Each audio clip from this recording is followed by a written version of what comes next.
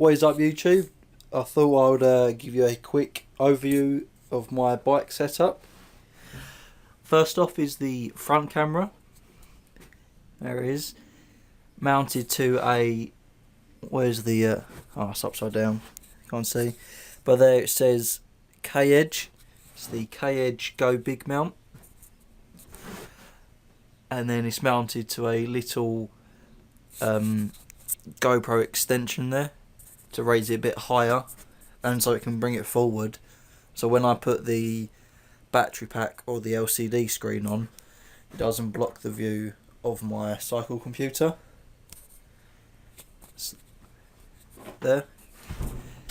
See how much it sticks out from the stem, so I can get a view of the handlebars in the video as well.